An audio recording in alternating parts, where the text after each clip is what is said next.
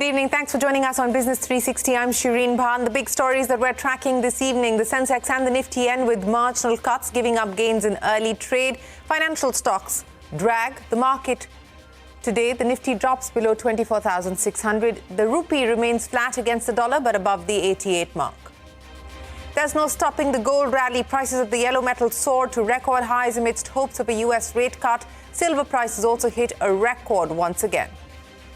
US Treasury Secretary Scott Bessent expresses confidence in resolving the tariff standoff with India, says India's values are much closer to the US than to China and Russia. This comes as President Trump calls the relationship with India a one-sided disaster. This after Prime Minister Modi's meeting with Russia's Putin and China's Xi Jinping in Tianjin. India is in dialogue with the US for a bilateral trade agreement, says Commerce Minister Piyush Goyal. Adds the situation is getting back to normal with China as the border issue gets resolved. Also says talks with the European Union over a trade deal are at an advanced stage.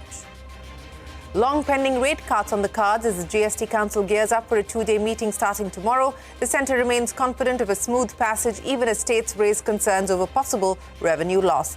Indian Hotels bats for a 5% GST rate without input tax credit for rooms with tariffs below 7,500 rupees. Oil may be black gold, but chips are digital diamonds, says Prime Minister Modi as he inaugurates the latest edition of the Semicon Summit in New Delhi. Ashwini Vaishnav presents the Vikram 32-bit processor, touted to be India's first made-in-India chip, to the Prime Minister. Companies remain hot on India but express concerns over geopolitics impacting the semiconductor supply chain. Nestlé fires its global CEO for an undisclosed romantic relationship with a direct subordinate in breach of the company's code of conduct. The dramatic removal comes just a year after he took charge as the first outsider to lead the multinational. Punjab is reeling from its worst floods in over 3 decades. Over 1,000 villages submerged, close to 3 lakh people displaced. Schools, colleges and offices remain shut in Gurugram after heavy rains in the district led to traffic snarls. The Met issues a heavy rain alert for Delhi and surrounding areas. South Mumbai remains paralysed as the Maratha reservation protests enter day 5. Mumbai police issue a notice to the leader of the agitation and protesters to vacate Azad Maidan after finding repeated violations of the conditions laid down by the police and the High Court.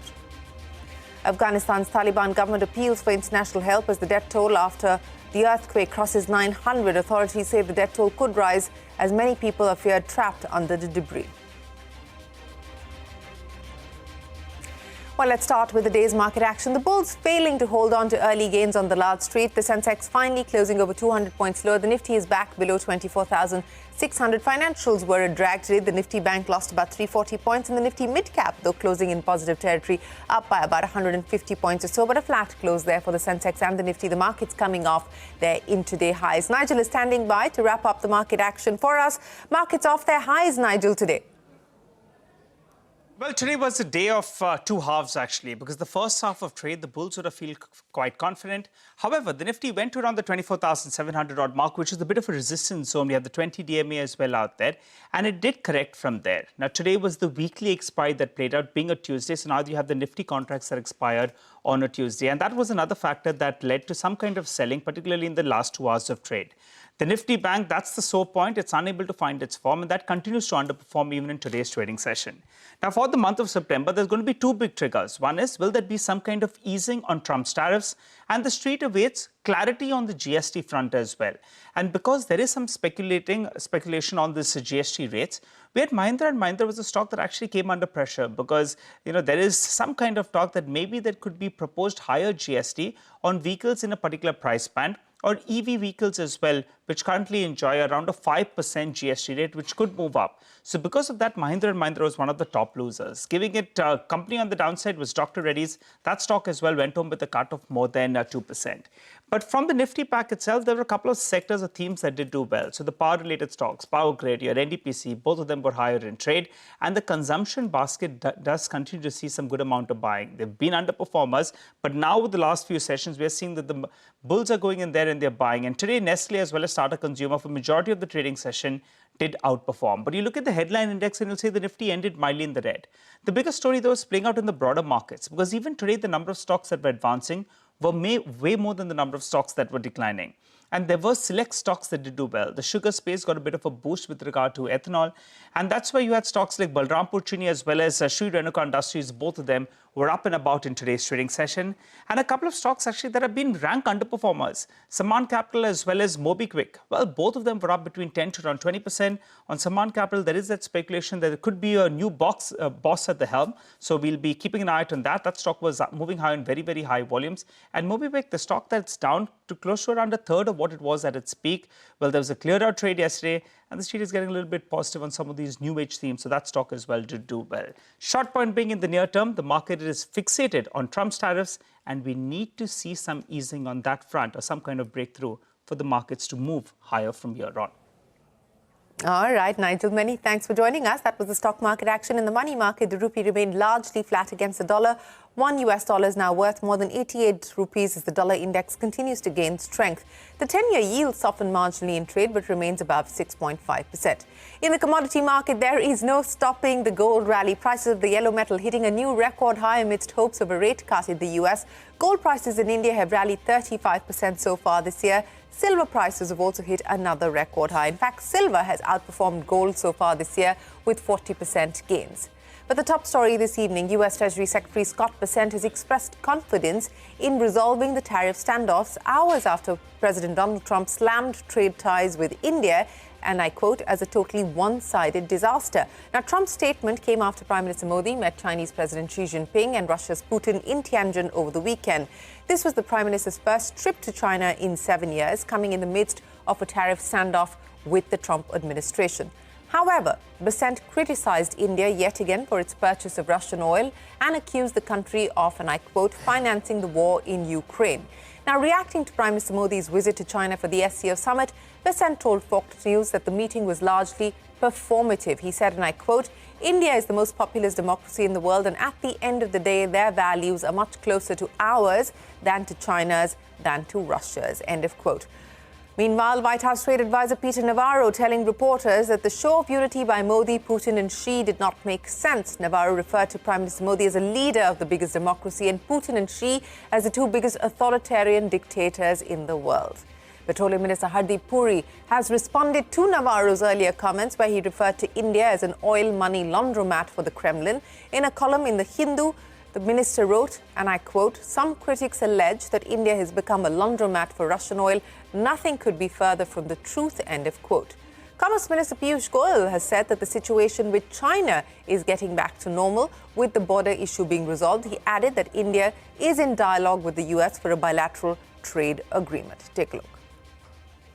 It was a shame to see Modi getting in bed as the leader of the biggest democracy in the world with the two biggest authoritarian dictators in the world, in Putin and Xi Jinping. That doesn't make any sense. I'm not sure what he's thinking, particularly since India has been in a Cold War and sometimes a hot war with China for decades. We already completed Mauritius, Australia's first tranche, the four-nation EFTA bloc, UK, UAE. Lots have happened, lots more to go. But all of the US, we are in dialogue with them for a bilateral trade agreement. This was an SCO summit where all the SCO members participated. We had a problem in Galwan due to which we had a blip in the relationship. As the border issue got resolved, I think situation getting back to normal is a very natural consequence. We have reached a very advanced stage in our FTA with the European Union. Commerce Secretary, as we speak, is in meetings in Brussels with his counterpart, the DG of EU. Their team is coming down later this week and will be in active negotiation with us. The Minister, Trade Commissioner, Mr. Maros Srkovic, is coming down on 12th of this month. And we are making very active and significant progress. Well, that is the Commerce Minister Piyush Goyal. China's President Xi Jinping held a bilateral meeting with Russia's President Putin in Beijing today. Both nations have signed an agreement to build a new pipeline to send natural gas to China via Mongolia. The Russian president described Chinese President Xi as a dear friend and said ties between both countries are at an unprecedented level. Now, Russia is set to increase supplies of gas to China, while Beijing is set to offer visa-free travel to Russians on a year-long trial basis. North Korean leader Kim Jong-un has crossed the border into China in a private bulletproof train. He's scheduled to watch the parade commemorating the 80th anniversary of the end of the Second World War. Russia's President Putin will also attend the parade. This is the first time leaders from North Korea, Russia and China have gathered for the same event. Back home, Prime Minister Modi has said that while oil is black gold, chips are digital diamonds. The Prime Minister inaugurated the Semicon India 2025 and expressed confidence that the world is ready to build semiconductor in India. The IT Minister Ashwini Vaishnav presented the Prime Minister with India's first indigenous 32-bit processor named Vikram, as well as test chips of 4 approved projects. Developed by ISRO for space launch vehicles, Vikram is expected to help cut import dependence. The chip is qualified for use in the harsh environmental conditions of launch vehicles. Friends, semiconductor की दुनिया में एक बात कही जाती है, oil was black gold, but chips are digital diamonds. 21वीं शताब्दी की शक्ति छोटी सी चिप में सिमट करके रह गई है। ये चिप भले छोटी सी है, लेकिन इसमें दुनिया की प्रगति को बड़ी गति देने की ताकत है। See, the foundation that we have laid is excellent. The entire world today believes in us, and the entire process, all the ecosystem partners in the process, they are with us today. You have seen in the exhibition. So, for example, how is a chip made, right?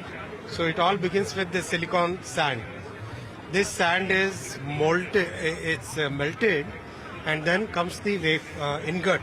This is the ingot of pure silicon. This ingot is then sliced into wafers. What you see here, the wafers, this is a plain wafer.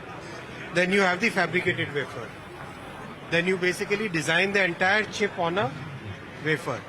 So then each and individual chip is taken out and packaged. So what I wanted to share is the entire process now, all the ecosystem partners are in India. Practically all the equipment manufacturers are here. So the confidence of people is huge. The gas manufacturers, you heard from Merck, 500 chemicals, they are all setting up their units here. So the entire ecosystem is coming to India. How strongly are we progressing in terms of enabling talent? India is known for its large talent pool. How close are we meeting to that 85,000 target that you had set for 2030? Oh, 85,000 was for 10 years, but we have already achieved 60,000 out of that. We have 278 universities where the students are learning semiconductor manufacturing. And probably this is the largest talent development program in the entire world. And out of those students, many have actually designed their chips, taped them out, manufactured them, and today we presented 20 such chips to Honorable Prime Minister. Well, that's Minister Ashwini Vaishnav there launching India's first indigenous chip, the Vikram.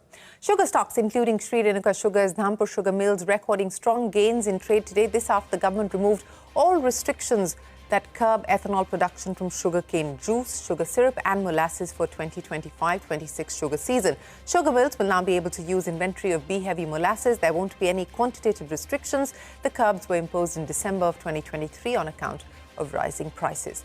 The government is likely to ask insurance regulator to hand over all responsibilities of creating a unified insurance portal to the industry. Sources say the Department of Financial Services do not want IRDAI to have any involvement in Bima Sugam, which is a marketplace for insurance sales and service claims proposed by the regulator. The launch of Bima Sugam has also been delayed by 12 to 14 months.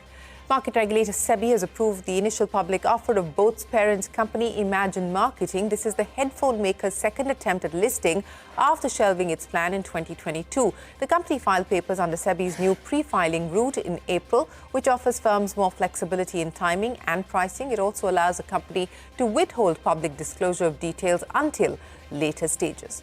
Shares of One MobiKwik Systems up 12% in trade today. This after the Abu Dhabi Investment Authority exited the company via block deals on Monday. ADIA sold 2.1% equity in deals worth 39 crore rupees. The 56th GST Council will meet tomorrow. The Centre's proposal of a simplified two-tier tax structure and a special rate of 40% on some items will be on top of the agenda. Timsy standing by now to recap the kind of relief that consumers can expect. Timsy, the all-important, crucial GST meeting kicks off tomorrow. Prime Minister Narendra Modi's vision in his Independence Day speech on next-generation GST reforms could soon be a reality.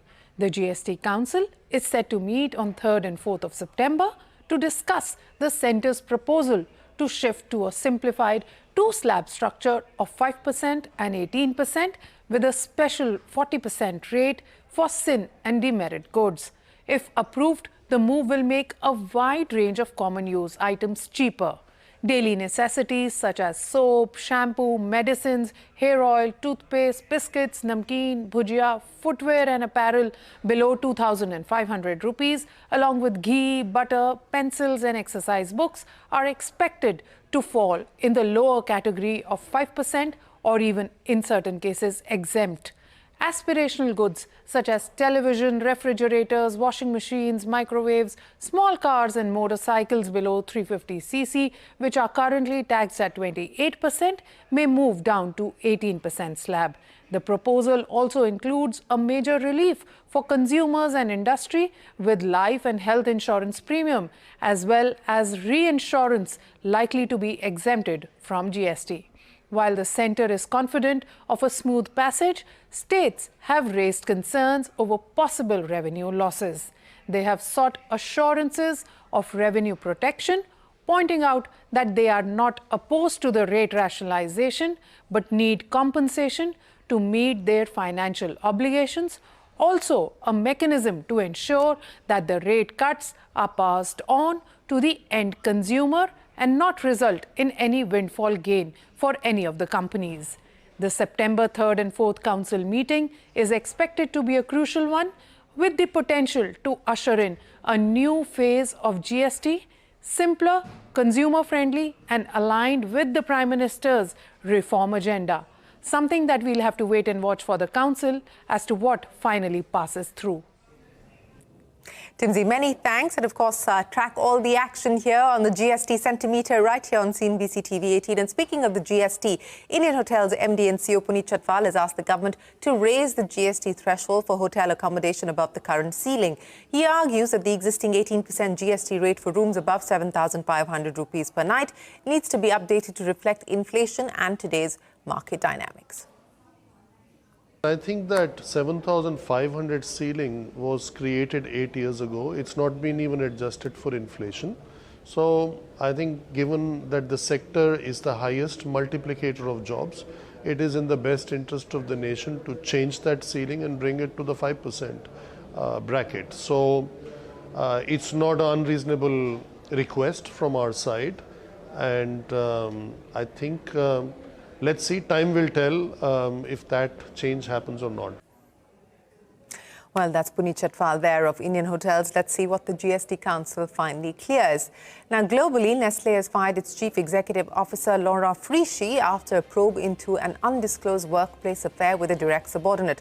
The company said the relationship violated Nestlé's code of conduct. The Swiss FMCG company has named Philipp Navratil, head of the Nespresso coffee brand, as his replacement. Frischie's exit extends the management's turbulence at the world's largest food conglomerate after Mark Schneider's surprise exit last year.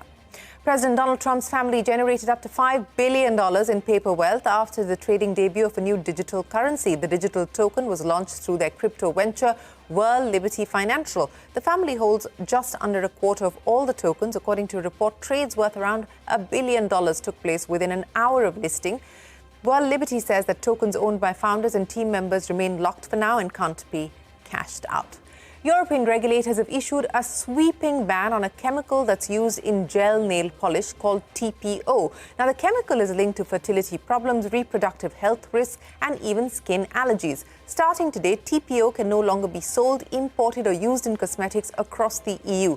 Nail salons and retailers have to dispose existing stock, and those who fail to comply could be hit with fines of up to 22,000 euros. Remember, gel nail polish has been the rage across the world, and this is now a ban coming in the EU. Let's see if other jurisdictions follow suit.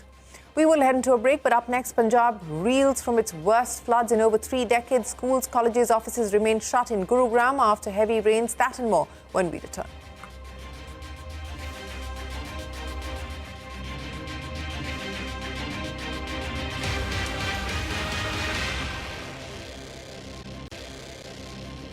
While the flood situation across North India remains grim, Punjab is battling what state authorities call the worst flood in 3 decades. 29 people have been killed so far. 12 out of the 23 districts in the state have been submerged in flood waters. All schools, colleges and universities are closed till tomorrow. More than 160 people have been killed in Himachal Pradesh in over a month as heavy rains and landslides ravage the state. The Chief Minister has declared a disaster and estimated losses of over 3,000 crore rupees. The state has been hit with 45 cloudbursts, 91 flash floods and 105 major landslides since the 19th of June.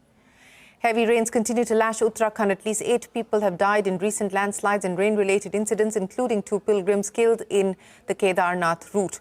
Floodwaters have submerged major highways and a bridge near the Indo-China border has also collapsed. The government has postponed the Char Dham Yatra till the 5th of September. In Jammu and Kashmir, more than 130 people have died. 33 remain missing due to flood-related incidents. In the past month, Union Minister Amit Shah visited flood-hit areas, reviewed damage along the Tavi River. Traffic has been partially restored on the Jammu-Srinagar National Highway, bringing relief to commuters stranded for 6 days. The Vaishno Devi Yatra remains suspended for the 7th day after a landslide killed 34 people. Schools, colleges and offices remain shut in Gurugram after heavy rains in the district led to traffic snarls last evening. The Disaster Management Authority said over 100 millimeters of rainfall was recorded between 3 p.m. and 7 p.m. yesterday. The Met Department has issued a heavy rain alert for Delhi and the surrounding areas.